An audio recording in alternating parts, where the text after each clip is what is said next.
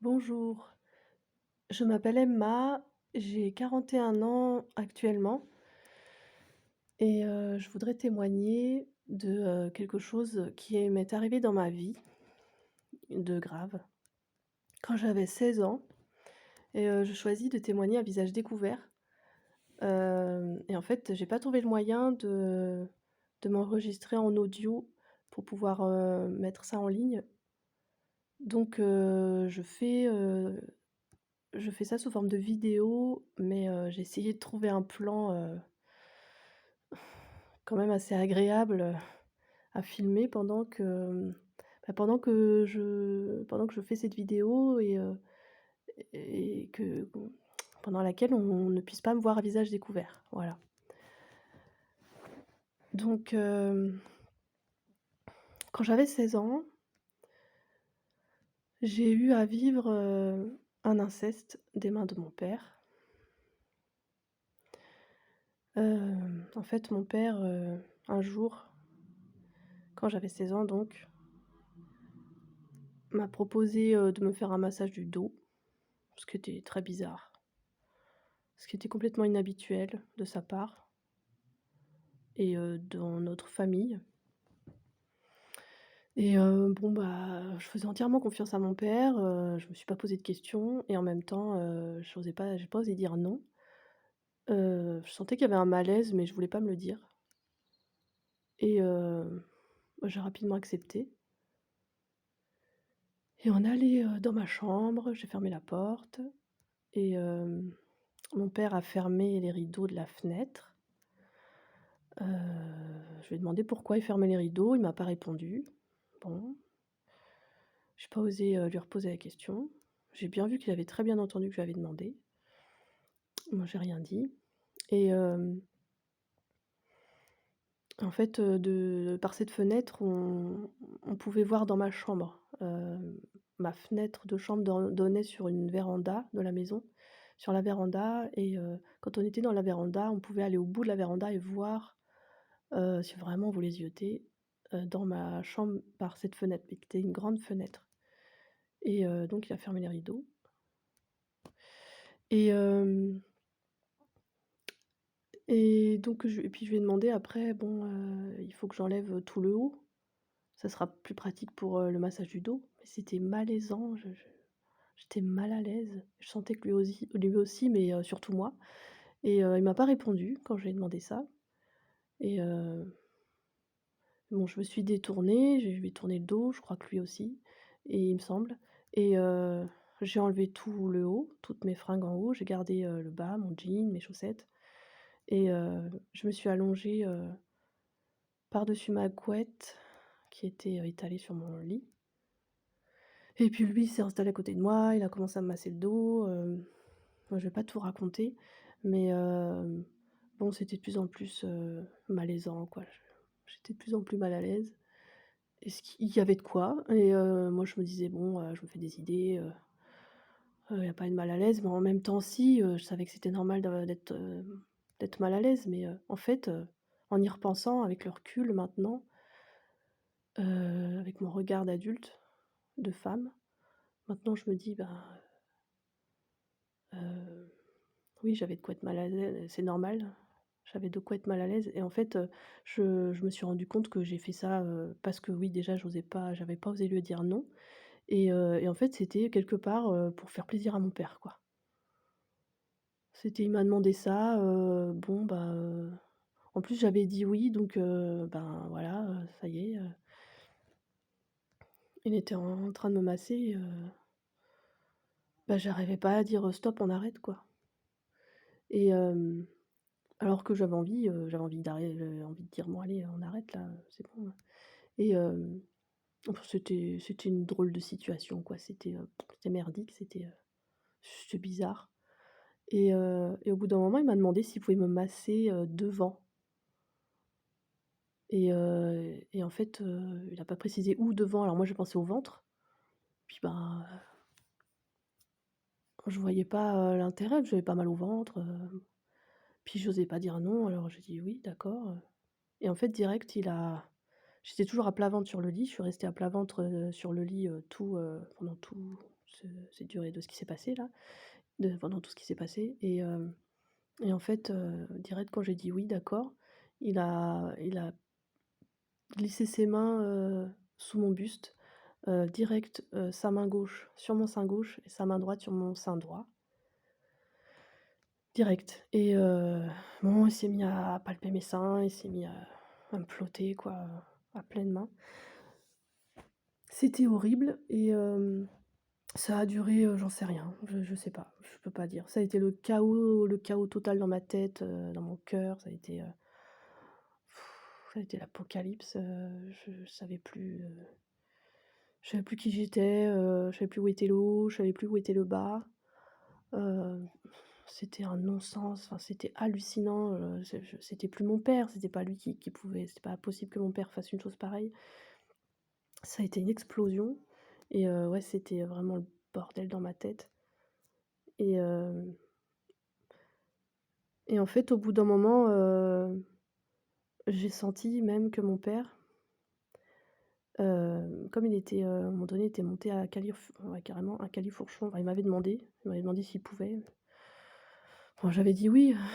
Il était monté à califourchon enfin sur et un peu au-dessus de moi, il était pas forcément assis, à califourchon, hem, en bas de mes reins ou sur mes fesses, pour être dans l'axe de mon dos, on va dire. Mais il y avait, donc un genou de chaque côté de mon corps et il était au-dessus de moi, quoi et en fait, au bout d'un moment, comme j'étais beaucoup dans ma tête.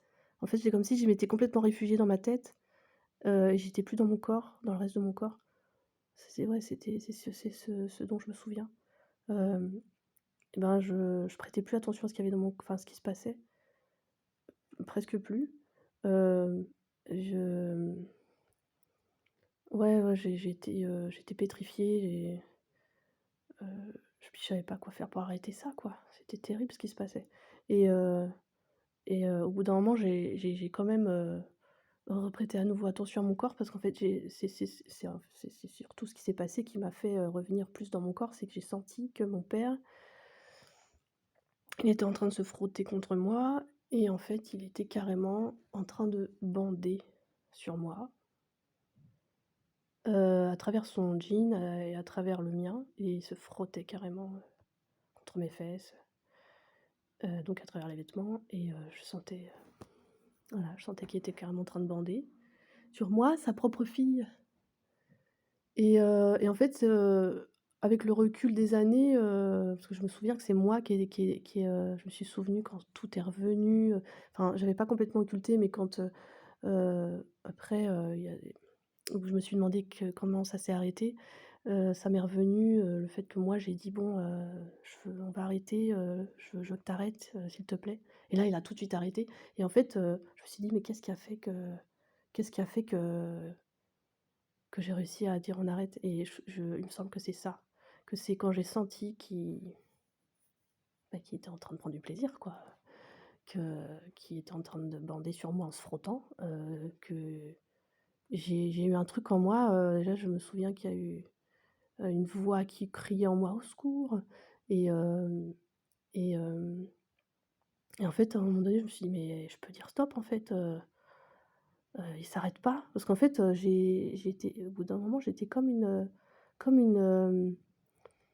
un insecte pris dans une toile d'araignée, hem et l'araignée, fondait sur l'insecte. Moi, j'étais l'insecte, la mouche, la petite mouche et mon père, c'était l'araignée et en fait, il arrivait sur moi et puis, il me paralysait avec son venin et puis il était en train de faire le cocon, quoi. Enfin, le cocon. Il était en train de m'enrouler de plein de fils et puis il était en train de me bouffer, quoi et j'ai ouais, c'est l'image que je peux avoir de ça, ce que je ressentais. En fait, moi, je m'étais dit: «Bon, bah, tant pis maintenant, tant pis pour moi, il faut que j'attende que ça passe, quoi». C'est complètement dingue de se dire ça. Mais en fait, j'étais tellement pétrifiée. J'étais pétrifiée parce que j'ai appris plus tard, donc il y a quelques années, que ça s'appelle, l'état de sidération parce que à aucun moment, je pouvais imaginer que mon père fasse ça et c'est ce qui se passe chez les victimes, en fait. À aucun moment on peut imaginer que quelqu'un puisse nous faire ça, notre père, notre oncle ou. ou même, un autre adulte et hem et donc je m'étais dit: «Bah, voilà, tant pis pour moi». J'ai dit «oui», alors maintenant tant pis pour moi, quoi. Il faut que juste que j'attende qu'il termine, il faut que j'attende que ça finisse et puis voilà, faut que j'attende que la tempête, elle passe, quoi. Et puis j'attende qu'il parte, quoi. Je laisse faire le truc parce que de toute façon, je sais pas quoi faire pour arrêter là, et j'étais prisonnière, quoi, j'étais piégée, voilà, j'étais piégée. Comme la mouche sur la toile d'araignée, piégée par l'araignée. Et en fait, quand j'ai senti qu'il bandait sur moi, là, il y a eu un truc en moi qui fait: «Non mais stop, là, c'est trop, quoi». C'était vraiment, le truc, c'était trop, quoi. C'était en plus, il y avait je pense que ça, c'était plus inconscient, c'est après coup, je me suis dit: «Ouais, qu'est-ce que ça pouvait, il y a eu un truc au fond de moi, mais pas très conscient, qui devait se dire: «Mais où est-ce que ça va nous mener, quoi? Là, c'est quoi ce délire, quoi?» Déjà, c'était un sacré délire.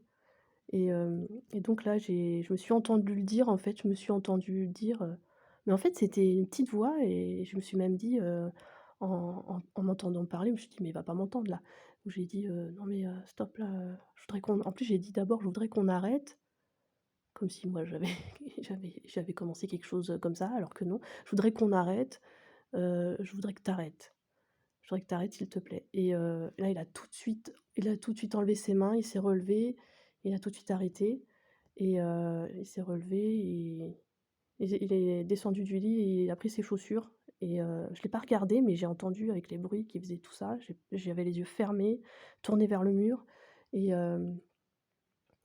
toujours à plat ventre et je sais pas s'il a bredouillé des excuses ou s'il a bredouillé quelque quoi que ce soit et en fait, il est parti.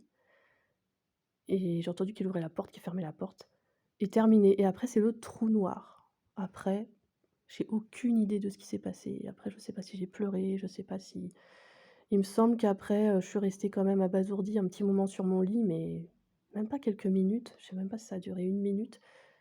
Je me suis relevée, je me suis assise, j'ai remis mon t-shirt, mon pull, je crois, mais bon, bah, après, que ça a été le trou noir, ça se comprend, c'est parce que j'ai vécu un traumatisme, voilà.